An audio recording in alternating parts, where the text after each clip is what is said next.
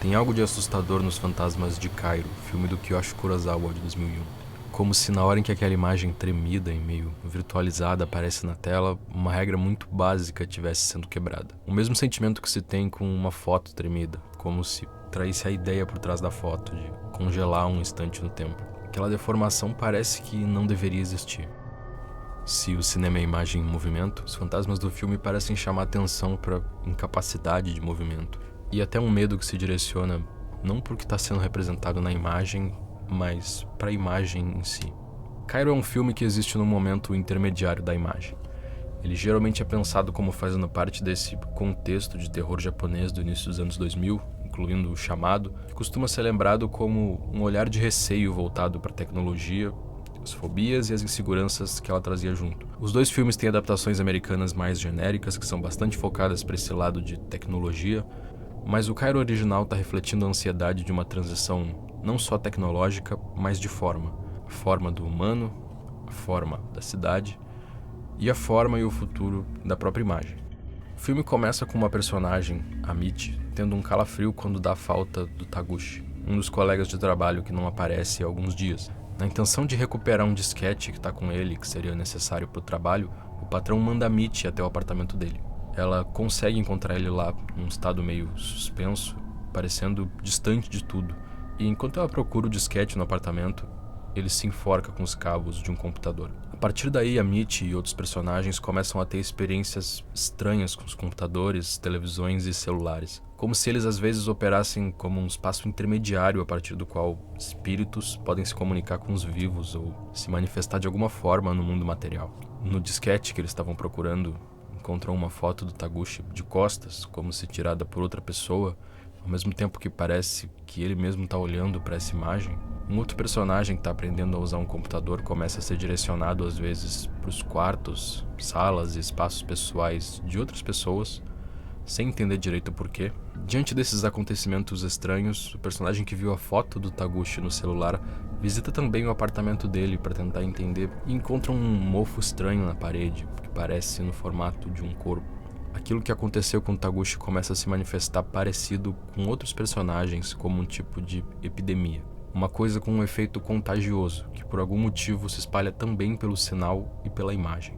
É um fenômeno que parece bem uma doença mesmo, um tipo de vírus que se espalha, assim como que aflige as pessoas que assistem a fita amaldiçoada de O Chamado. Essas histórias, contadas pelo ponto de vista ocidental, como no caso das adaptações de Cairo, de O Chamado, tomam um caminho mais de um tipo de corrente amaldiçoada. Uma maldição tipo um assassino de filme slasher que vai de uma vítima para outra e vai se aproximando, provocando, construindo uma tensão até um clímax final, um momento de intensidade e de barulho. O olhar da câmera sente prazer em observar essa pessoa, imaginando que está sozinha, vivendo a rotina enquanto é observada por esse agressor. E talvez a coisa mais marcante do Cairo japonês é uma ausência de clímax. É um filme tomado por uma indiferença em relação a quase tudo. Os personagens dificilmente se envolvem emocionalmente com algo, mesmo quando tem uma coisa muito errada acontecendo. Pelo contrário, às vezes até os momentos finais de uma pessoa são silenciosos e é como se todo mundo tivesse anestesiado na maior parte do tempo. Até o desaparecimento do Taguchi no trabalho não desperta preocupação o bastante para que alguém faça alguma coisa, a não ser no momento em que algo que está com ele, o disquete, passa a ser imprescindível para uma tarefa no trabalho. Do mesmo jeito, a morte dele em casa é silenciosa, assim como os colegas de trabalho lidando com a informação.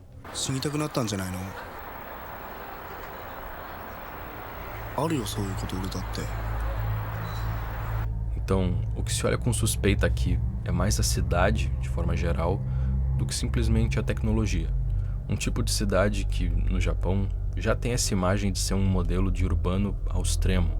Tanto coisas como superpopulação, a tecnologia fundida no concreto, quanto coisas como doença, estresse, desgaste mental, paranoia. Os personagens convivem com essa percepção da cidade com naturalidade. O suicídio é uma coisa cotidiana e até um pensamento com o qual se convive, em alguma medida, na rotina de trabalho. Essa cidade, pela lente do filme, aprisiona os personagens. As salas e ambientes dela são opressores e claustrofóbicos, e os elementos dela parecem cercar as pessoas. Até as cenas em que nada de sobrenatural está acontecendo tem uma aparência de um pesadelo. como se aquele já fosse um mundo fantasma antes mesmo de qualquer fantasma aparecer na frente da câmera. Essa pressão de uma presença se faz sentir um pouco pelo contrário, pelo quanto a solidão daqueles espaços é meio desoladora. O filme faz sentir essa pressão mesmo em lugares com outras pessoas, como se erguendo uma barreira de distorção entre uma pessoa e outra. Os mundos pessoais delas parecem inacessíveis, e é como se existisse um tipo de consciência que ativamente performa algo equivalente a uma interação social. Simula um espetáculo de luzes e sons que lembre a vivacidade do contato humano, como se tivesse uma multidão no lugar, quase como um tipo de armadilha. A gente presencia o contraste entre esse barulho visual e sonoro com um vazio de presença humana.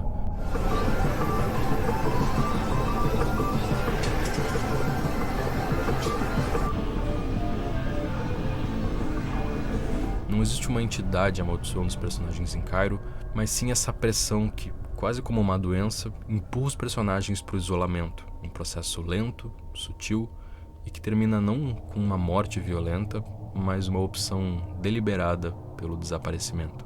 É diferente de suicídio na medida em que é uma fusão com aquele urbano doentio, se entregar e passar a habitar o concreto, as telas e até o sinal que transita pelos cabos e pelo ar.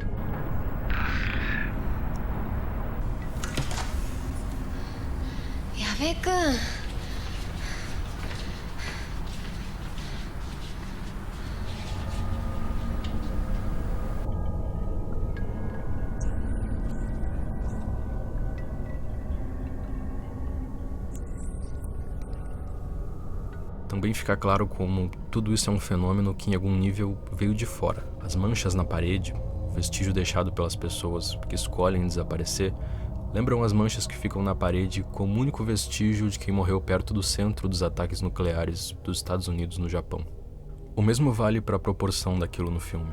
A gente acompanha tudo da perspectiva de um núcleo pequeno de personagens e só percebe a escala real lá pela metade do filme por uma televisão. Inicialmente parece uma história intimista, que vai se desenrolar só dentro daqueles limites, mas é de verdade um tipo de fim do mundo, mas que nunca é entendido coletivamente. Um apocalipse enfrentado individualmente, que lentamente digere cada uma daquelas pessoas sozinha, dentro da barriga que é o quarto, o lugar de estudo e o lugar de trabalho. Um dos computadores do laboratório de informática, onde estuda uma personagem, tem sempre um programa rodando que lembra aqueles protetores de tela antigos. Tem vários pontos se mexendo na tela. Se dois pontos se afastam muito, uma força aproxima eles de volta. Mas se eles chegam muito perto um do outro, eles somem. Às vezes alguns pontos fantasmas, tremidos, aparecem também sem explicação. A personagem fala isso e admite que nem ela sabe o que aquilo significa. E por mais que essa ideia dos pontos seja comentada no filme mais de uma vez, nenhum deles sabe quem fez, por quê, nem parece ter esperança de saber. Só paira no ar a ideia de que é melhor nem pensar no assunto. Ainda que o filme deixe isso rolando na tela um bom tempo, de forma que é impossível não pensar no assunto. それ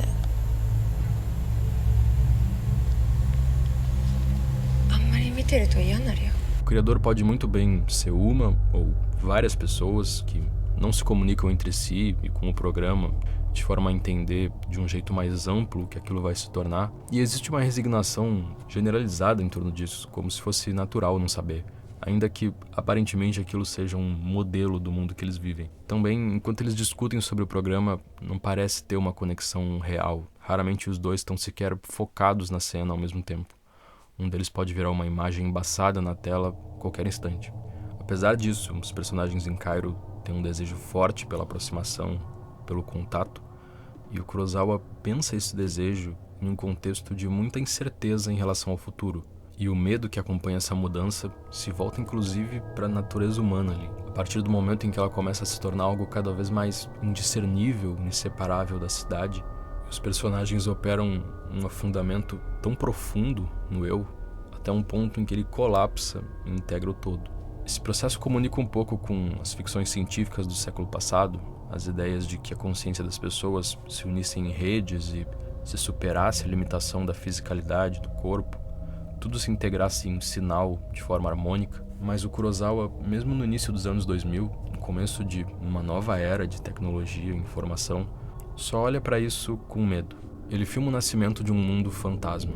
O fantasma tem essa característica de ser algo entre real e imaginário, vida e morte, um momento congelado no tempo, uma repetição que não deveria estar ali, uma expressão de um sentimento muito forte que se recusa a assumir, que habita um lugar intermediário, história que deseja ser contada.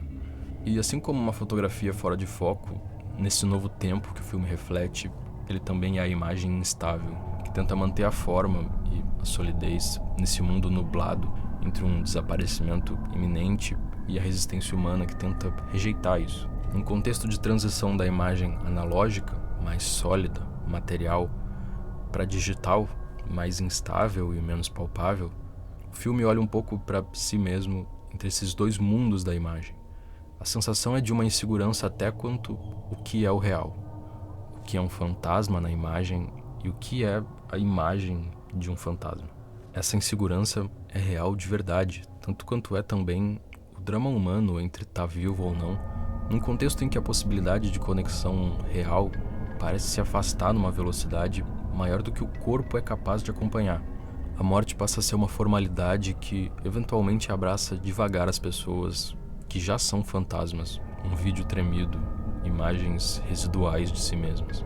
O Kawashima, que resiste até o final a ceder ao isolamento, acredita que ele e a Haru possam não ter o mesmo destino se ficarem juntos, mesmo depois de tudo. Acredita em uma ideia abstrata de progresso.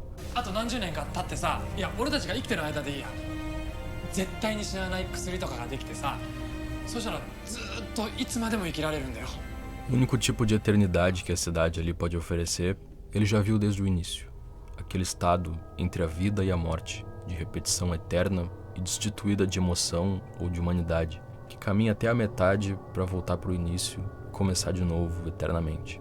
No início do filme, quando está aprendendo a usar a internet, ele abre a porta desse mundo espiritual, uma porta que a partir dali nunca mais vai se fechar. A grandiosidade que acompanha todo esse primeiro contato com o digital prenuncia uma conexão que vai englobar tudo, mas que representa não a superação do eu, não o contato, mas o afundamento no eu, o desaparecimento, o silêncio absoluto.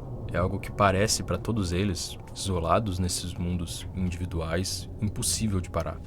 Ainda que tudo esteja acontecendo devagar, diante deles, e sempre se possa ouvir, no ruído de todo som, de toda a imagem, o desespero, que é a única coisa que espera do outro lado.